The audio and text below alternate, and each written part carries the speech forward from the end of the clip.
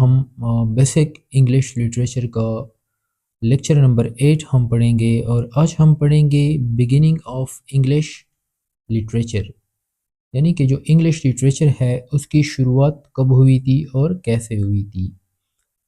तो आपको एक बात का पता होना चाहिए कि इंग्लिश लिटरेचर की जो शुरुआत है वो 450 में हुई थी, ठीक है।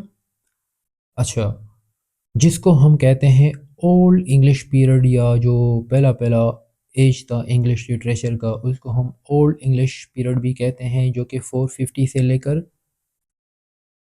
1066 तक था, ठीक है। English literature starts with an epic poem Beowulf. English literature की शुरुआत होती है एक एपिक पोएम से और उस पोएम का नाम क्या है? बेओल्फ। बेओल्फ एक एपिक पोएम है जो कि ओल्ड इंग्लिश लिटरेचर में समझा जाता है the earliest and greatest epic of old English literature. यानी जब लिटरेचर की शुरुआत हुई थी तो उस ज़माने में ये जो पोएम था बेओल्फ, ये सबसे फेमस एपिक था, ठीक है।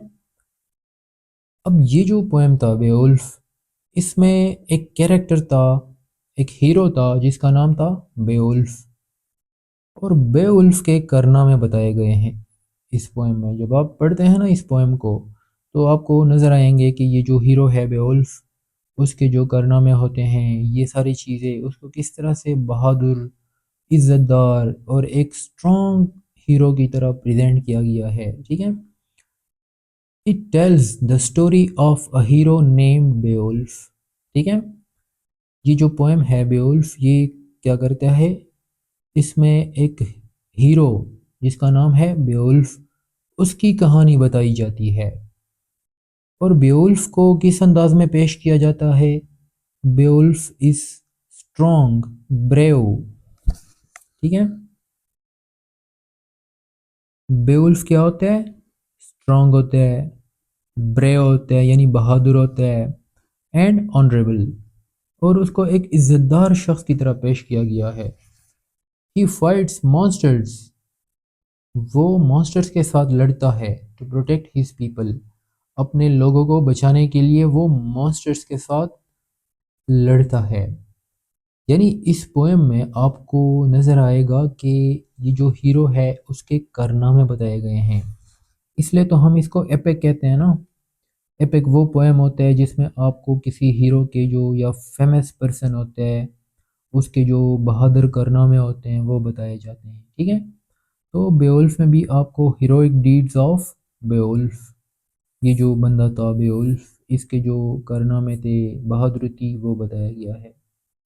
अच्छा, ये जो ओल्ड इंग्लिश या ये जो बेवुल्फ था, ये जो इंग्लिश लिटरेचर की शुरुआत हुई थी, इस पीरियड को हम कहते हैं इंग्लिश लिटरेचर में ओल्ड इंग्लिश पीरियड, या फिर हम इसको कहते हैं एंग्लो सैक्सन पीरियड। ये जो पीरियड था ओल्ड इंग्लिश पीरियड या एंग्लो सैक्सन पीरियड, ये जो है ना शुरू हुआ था 450s में और 1066 तक। ये जो है ना आपका इंग्लिश लिटरेचर में ओल्ड इंग्लिश पीरियड है, ठीक है, जिसमें आपका ये जो एपिक पोएम बेवुल्फ है ये भी आ जाता है। तो एक एमसीक्यूज इस तरह से बनता है इस पे कि जो ये जो एक पोएम है बेवुल्फ, या आपसे ये पूछा जा सकता है the greatest epic poem of old English literature is, तो आपको 4-5 ऑप्शन दिए गए होते हैं, उसमें से आपने कौन से पे टिक लगाना है? बेवुल्फ पे टिक लगाना है, क्योंकि उस टाइम के लिटरेचर में कोई ज़्यादा वर्क नहीं था, सारा ओरल लिटरेचर था, और ना ही इतना कोई ज़्यादा हमारे पास प्रूफ है या रिटन फॉर्म में मौजूद है।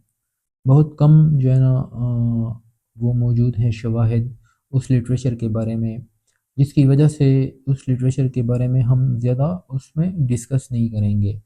बस सिर्फ ये थोड़ी सी बेसिक चीज़ें हैं, इसको आपने देखना है। अच्छा, ये जो एक वर्ड है एंग्लो सैक्सन, ठीक है, इसको थोड़ा सा देख लेते हैं। ओल्ड इंग्लिश पीरियड को एंग्लो सैक्सन पीरियड भी कहा जाता था, कहा जाता है। क्यों कहा जाता है? इसके पीछे भी एक रीज़न है, अब ये इम्पोर्टेंट है, ये जान लेते हैं। एंग्लो सैक्सन का जो वर्ड है ये दो वर्ड से निकला है, एंजल्स प्लस सैक्सॉन्स। अब ये जो दो वर्ड्स हैं, एंजल्स एंड सैक्सॉन्स, ये दो ट्राइब्स थे, दो कबीले थे, जर्मन कबीले थे, ठीक है। एंजल्स एंड सैक्सॉन्स, ये दो जर्मनी के दो कबीले थे जिन्होंने क्या किया था, इन्वेडेड इंग्लैंड इन 1450। 450 में इन्होंने क्या किया था, इंग्लैंड को इन्वेड किया था और 1066 तक इन्होंने क्या किया, वहाँ पे हुक्मरानी की, ठीक है। उसके बाद वन हाँ यानी 1066 में जो है ना फ्रेंच जो एक वो था किंग था, उसने फिर क्या किया, अटैक किया इंग्लैंड पे और इंग्लैंड को जो है ना फतह किया, जिसको हम कहते हैं नॉर्मन कॉन्केस्ट, ठीक है। नॉर्मन कॉन्केस्ट 1066 में हुआ था और यहाँ पे ओल्ड इंग्लिश का जो पीरियड है वो क्या हो जाता है, ख़त्म हो जाता है। नॉर्मन कॉन्केस्ट के बाद जो है ना जो पीरियड शुरू होता है 1066 से लेकर 1500 या इस तरह के, ये जो बीच वाले साल हैं, इसको फिर हम कहते हैं मिडल इंग्लिश पीरियड। मिडल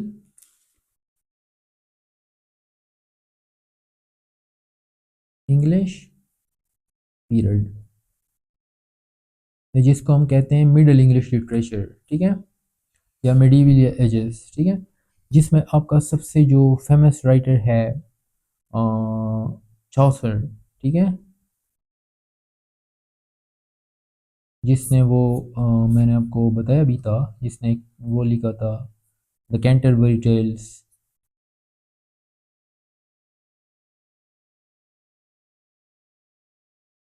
ठीक है, तो ये जो द कैंटरबरी टेल्स है ये चौसर ने लिखा था और ये मिडल इंग्लिश पीरियड का ही एक राइटर था।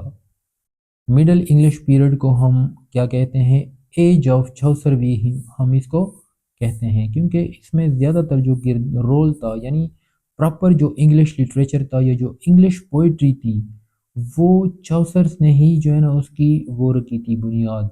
इसलिए हम चौसर को कहते हैं the father of English poetry, क्योंकि उससे पहले कोई इस तरह की इंग्लिश पोइट्री की कोई ख़ास स्ट्रक्चर मौजूद नहीं था, बल्कि चौसर ने क्या किया, उसको इंग्लिश पोइट्री को एक फॉर्म दिया, एक स्ट्रक्चर दिया और उसने एक स्पेशल टाइप का एक स्टेंजा डिस्कवर किया, रॉयल राइम, ठीक है। तो that is all about today. इंशाल्लाह अगली वीडियो में जो है ना हम फिर ये जो मिडल इंग्लिश पीरियड है जिसमें चौसर भी आ जाता है और उसके जो वर्क है द कैंटरबरी टेल्स, जो कि बहुत ही इंपॉर्टेंट है हिस्ट्री ऑफ इंग्लिश लिटरेचर के लिहाज से, इन दोनों को हम डिटेल के साथ पढ़ेंगे।